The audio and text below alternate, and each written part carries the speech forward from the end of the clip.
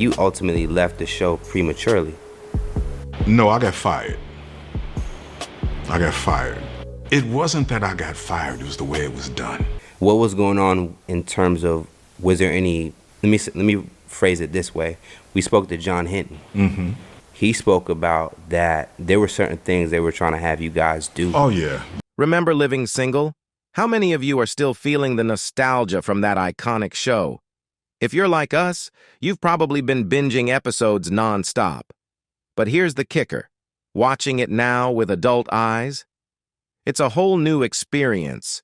You start noticing things you missed back in the day, like the real drama behind the scenes. And trust us, it's wild. Stick around because T.C. Carson and John Henton are about to drop some bombshells about the show, including revealing who the biggest snakes really were on Living Single. Trust me, you don't want to miss this. T.C. Carson was reportedly fired from Living Single after standing up for his castmates. In a recent interview with Comedy Hype, Carson opened up about his time on the beloved sitcom, sharing the behind-the-scenes turmoil that led to his exit. According to Carson, he was dismissed after speaking out against the mistreatment of the cast and advocating for his fellow actors. This eventually led to him being blackballed from Hollywood. Carson revealed that the cast faced numerous challenges throughout the 5-season run of the show. From issues with the way they were treated to problems with the scripts, tensions were high. There were times when we had issues on the show, he recalled.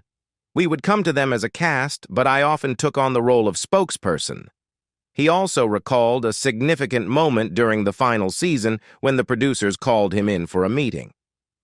They said, "All these problems we've been having, they listened to you, so if you said something else, then they would do that," Carson remembered. He responded bluntly, saying, "First of all, we're dealing with 5 grown people, and they have their own minds and ideas about what we're doing. Everything we bring to you is a group decision. If you think I have that much power, then I need to have a different job." Carson believes this exchange didn't sit well with the producers, which ultimately played a part in his firing. In the final season of Living Single, Carson's character, Kyle Barker, was unexpectedly written out of the show and sent to London. This plot twist immediately raised red flags for Carson about his future on the show. Despite his concerns, the producers reassured him that he would not be let go. But after the episode aired, Carson received a call from his lawyer, delivering the news that he had been fired. "It wasn't just that I got fired. It was the way it was done," he said. In the interview, Carson also compared how the Living Single cast was treated to the cast of Friends, which premiered shortly after Living Single and shared a similar premise, but featured a predominantly white ensemble. Both shows were filmed on the same Warner Brothers lot, making the differences in treatment even more apparent. "It was hard to watch," Carson confessed. After his firing, Carson faced even more obstacles. During a later audition, a black casting director blindsided him by mentioning that his former Living Single bosses had spread false rumors about his professionalism. He said, "I heard you were difficult, that you came to work unprepared," Carson recalled. In that moment, he knew he couldn't continue with the interview. "I told him, 'You know what? This interview is over. Thank you so much for your time,' and I walked out. I'm not going to let a black man berate me in front of these white people," he explained. The entire experience was devastating for Carson, yet he still looks back on his time with the Living Single cast with fondness. He treasures the memories of working alongside co-stars like Queen Latifah and Erica Alexander, remembering the camaraderie and the bonds they shared. Despite the challenges behind the scenes, Carson considers his time on the show an important and meaningful chapter in his life. What in the hell was that last season of Living Single? For T.C. Carson, the magic of Living Single truly shone in the first 2 seasons. Those early episodes captured the heart of black rom-com energy that audiences instantly connected with. Carson fondly remembers the fun they had coming up with fake names for the guys who tried to flirt with them. Those moments were pure comedy gold, solid 9s in entertainment. While the next two seasons still had their charm, Carson admits they lacked the same spark. The shift was obvious, especially when a fan-favorite character was suddenly written off the show. From there, Carson found himself stepping up as the spokesperson for the cast, addressing the growing concerns behind the scenes. Reflecting on his role, Carson said, "I thought my position was secure, with no issues on the horizon, and then I was hit with the news that I was being fired." He had been told his character was simply going off to London, so he decided to confront the writers directly. "Are you all getting ready to fire me? I need to know so I can get my life together." The writers reassured him, insisting, No, we'll never break up the group. We wouldn't do that." But then came the jaw-dropping moment. Carson watched the episode where his character left for London, and just 5 minutes later his phone rang. It was his lawyer, breaking the news that he wouldn't be returning for the next season. Carson described the final season of Living Single as feeling like a slow-motion train wreck, unsettling, strange, and at times downright awful. "Let's break it down," he said. "First off, who was this new character, Trip? Sure, he seemed nice enough, but really, introducing a new character in the 5th season felt like a desperate move. By that point, we were all set in our ways and definitely not looking to meet new people. Trip, honestly, take a seat." Things took an even worse turn when Kyle Barker, the smooth, charismatic heart of the show, was suddenly sent off to London in the 2nd episode of the season. Carson couldn't believe it. He remembered calling the writers and asking them directly, "So are they really sending me off to London? You're actually about to fire me?"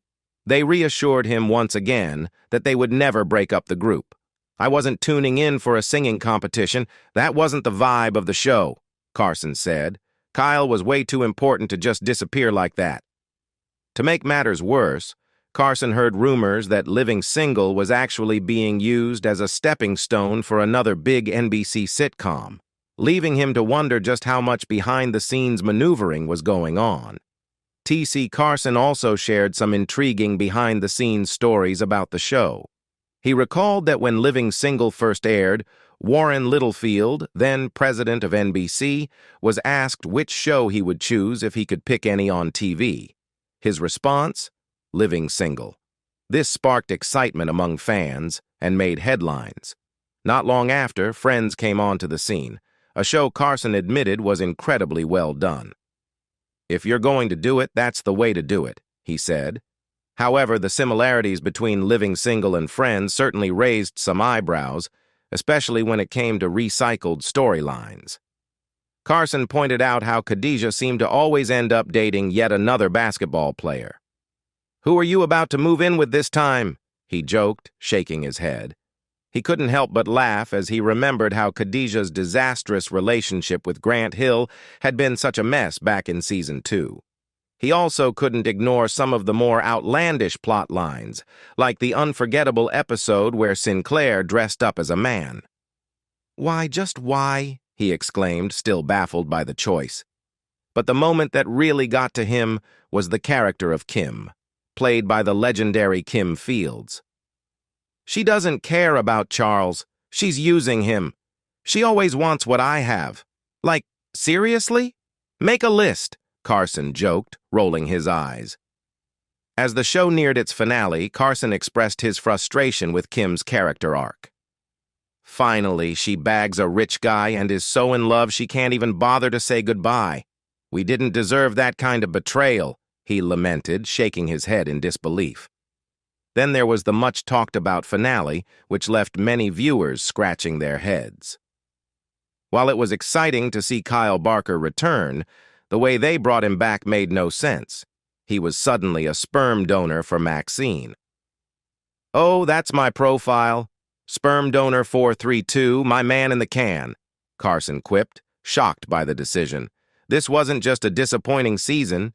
It was a chaotic mess. And honestly, we're still not over it. And we shouldn't be." Carson went on to reflect on Living Single's bittersweet legacy. It had been a top-rated black sitcom when it went off the air. They pulled us from the lineup halfway through our last season, he recalled, noting that the network made the decision around Christmas, cutting their run short. Yet, even after they were taken off the air, their reruns still dominated the ratings for the rest of the year. Nobody stopped tuning in, he remarked. But the drama didn't end there.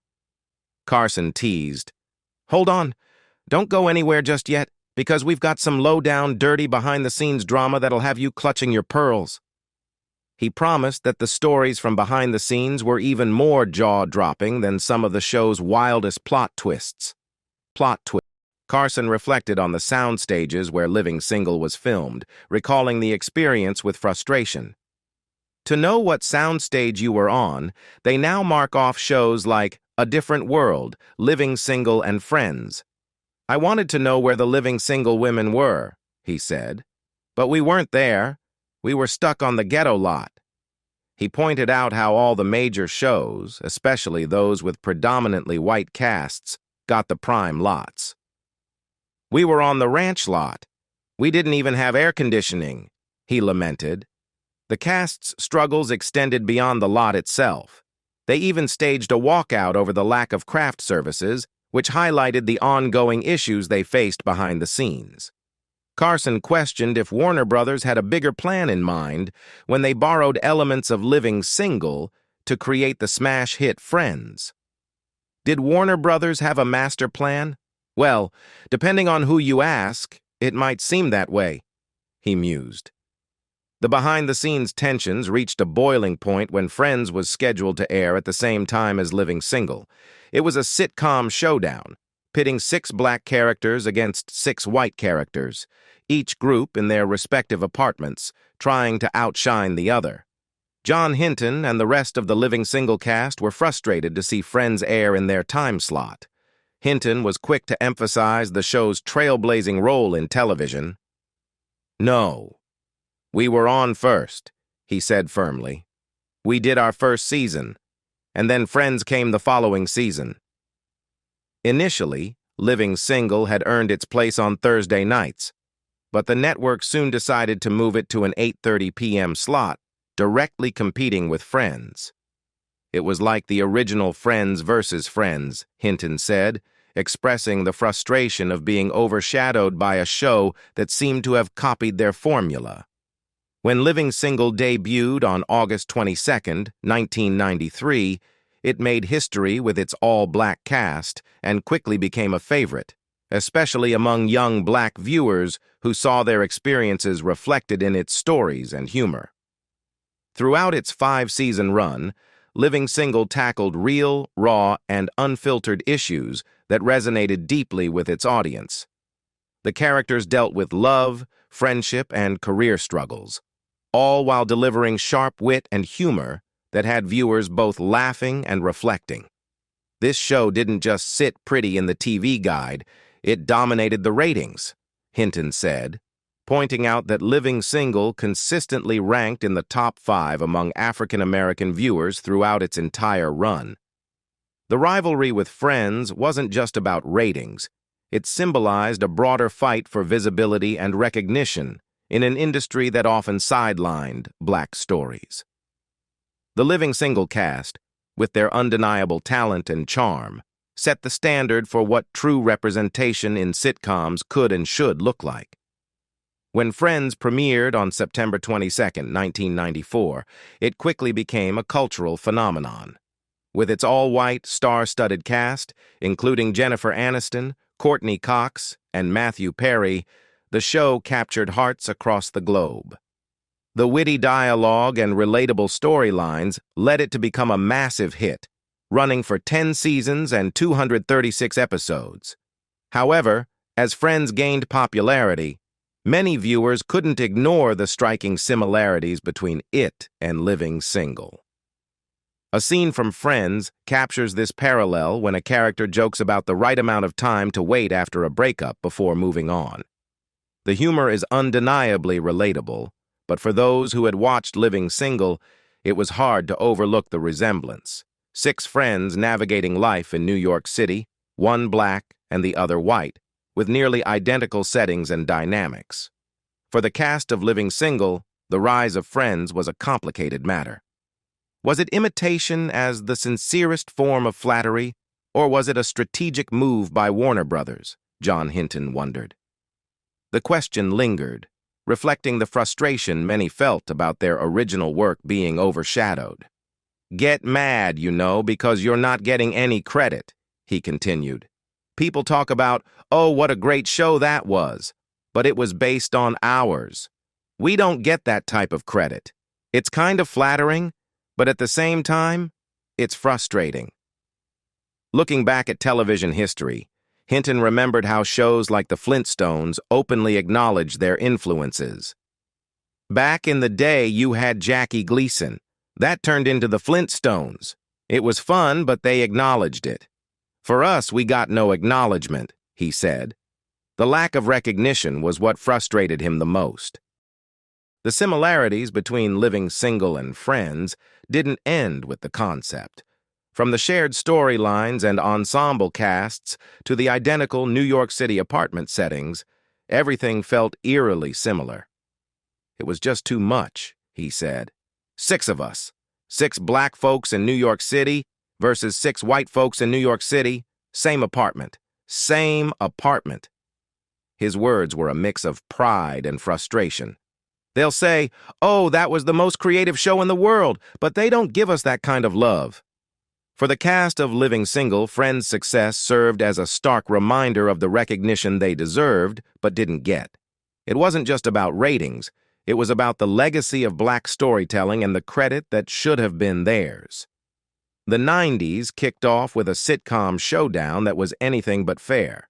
Friends and Living Single found themselves in a fierce battle for viewers, but from the start, the odds were stacked against Living Single.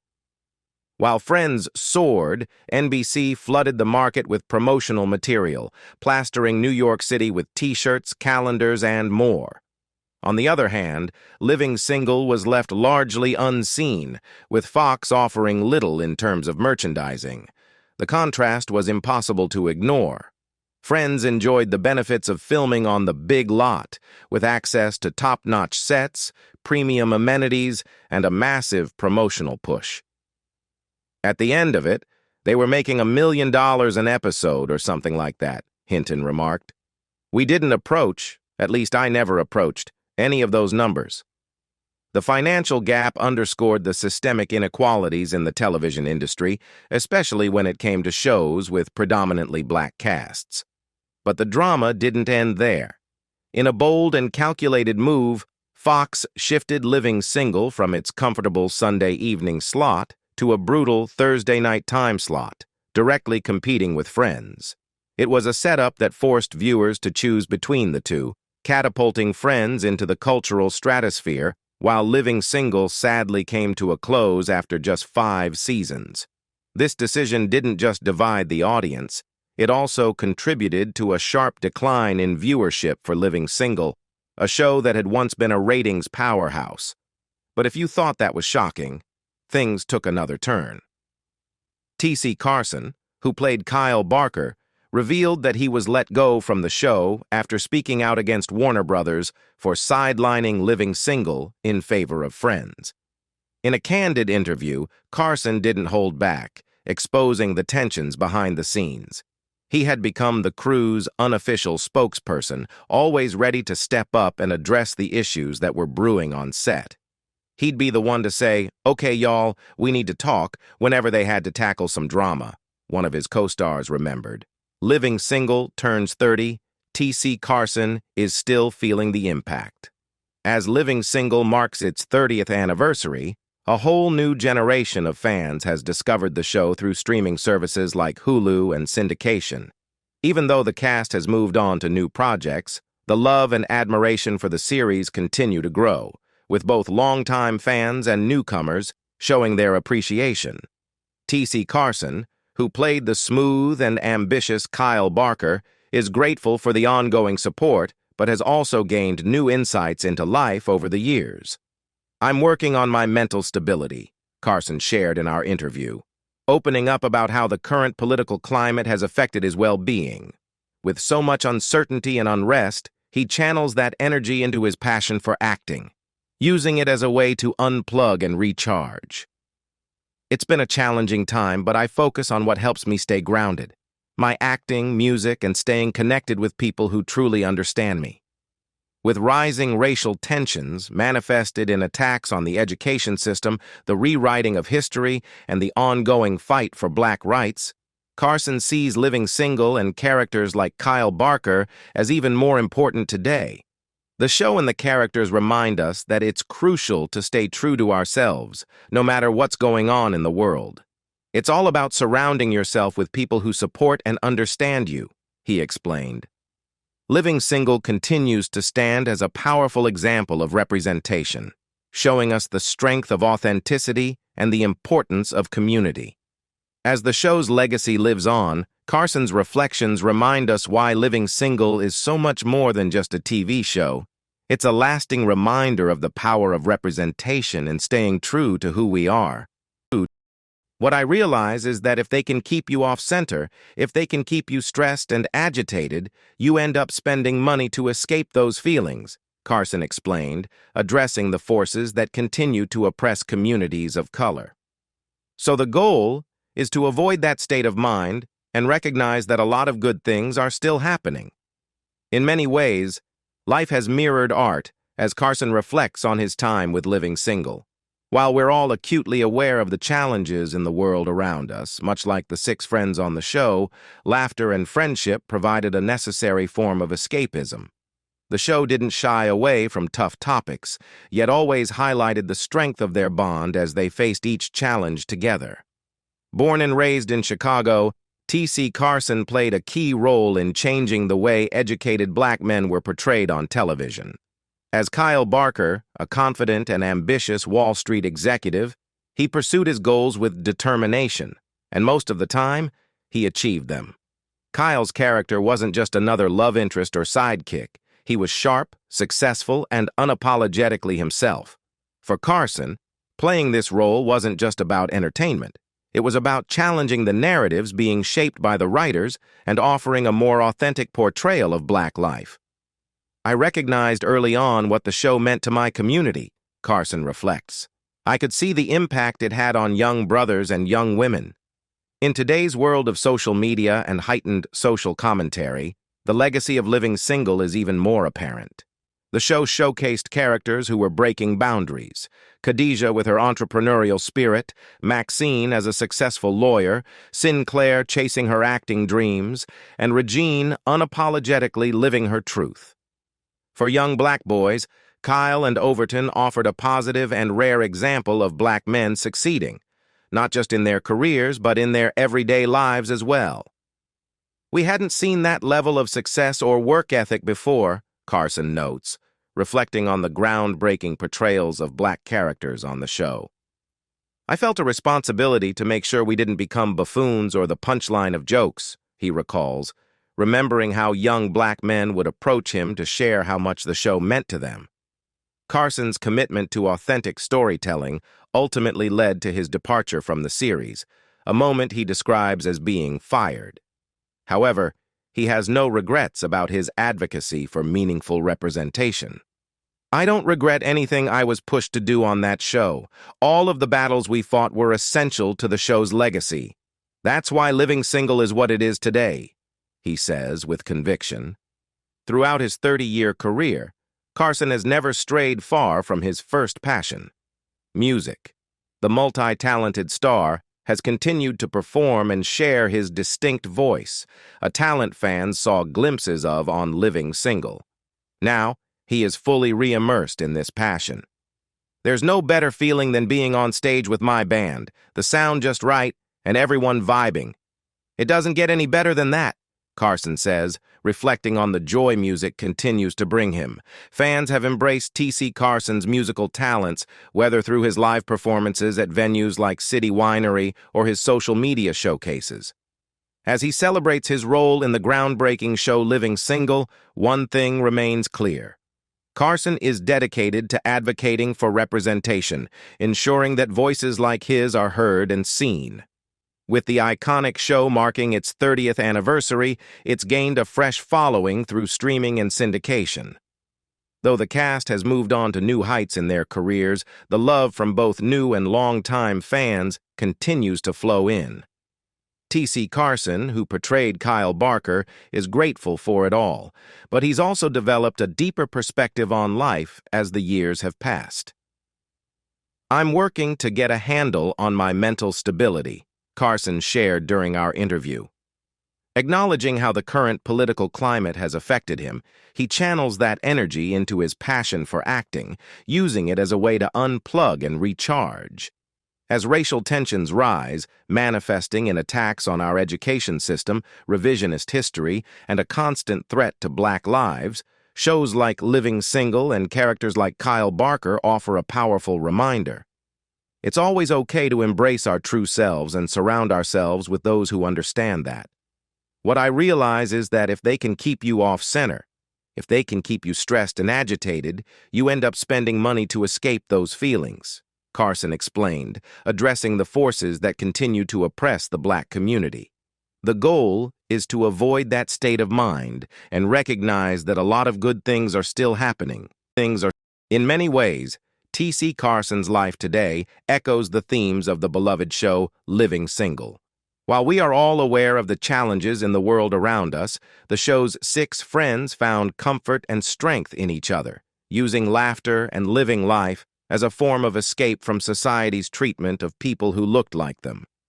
The series never shied away from tackling serious issues, yet it always emphasized the strength of the group's bond as they faced each challenge together. Born and raised in Chicago, Carson was pivotal in bringing the image of an educated Black man to television. As Kyle Barker, a confident Wall Street executive who went after what he wanted and often succeeded, Carson portrayed a character that not only resonated with viewers, but also reflected his own desire to challenge the narratives being written in the writer's room. "I recognized early on what the show meant to my community," Carson reflects. "I could see the impact it had on young brothers and young women." In today's world of social media and constant social commentary, the influence of Living Single is more visible than ever. The show introduced viewers to Khadijah's entrepreneurial journey, Maxine's career as a lawyer, and Sinclair's determination to become an actress, alongside Regine's unapologetic exploration of her own path. For young Black boys, characters like Overton's creativity and Kyle's intelligence as a successful stockbroker provided rare and positive representation. "We hadn't seen that level of success or work ethic before," Carson observes about the characters' lives and careers. Reflecting on his role, Carson says, "I felt a responsibility to ensure we didn't become buffoons or the butt of jokes," recalling how young Black men would approach him to express how much the show meant to them. His commitment to authentic storytelling eventually led to his departure from the show, a moment he refers to as being fired. Despite this, he has no regrets about his efforts to advocate for meaningful representation. "I don't regret anything I was pushed to do on that show. All of the battles we fought were vital for the show's legacy. That's why Living Single is what it is today," he says with confidence. With over 30 years in the entertainment industry, T.C. Carson has never strayed far from his first love, music. While he's best known for his iconic role as Kyle Barker on Living Single, Carson's passion for music has always been at the heart of what he does. His soulful voice made its way into several episodes of the show, giving fans a taste of his musical talents that have only grown over time. Now, Carson is diving even deeper into his music, reconnecting with his roots and sharing his unique sound with audiences once again. Whether performing live at venues like City Winery or sharing his music on social media, he's finding new ways to connect with fans and showcase his musical gifts. "There's no better feeling than being on stage with my band, the sound just right and everyone vibing. It doesn't get any better than that," he says. His fans have continued to embrace his musical journey, whether through live performances at venues like City Winery or social media showcases. As he celebrates his groundbreaking role on Living Single, one thing remains clear. Carson will always advocate for representation, ensuring that our voices are heard. And there you have it. T.C. Carson and John Henton spill the tea on the biggest snakes behind the scenes of Living Single. You won't believe the drama they revealed. Don't forget to hit that like button, subscribe for more insider stories, and drop your thoughts in the comments below. What do you think of these shocking revelations? Stay tuned for more exclusive content.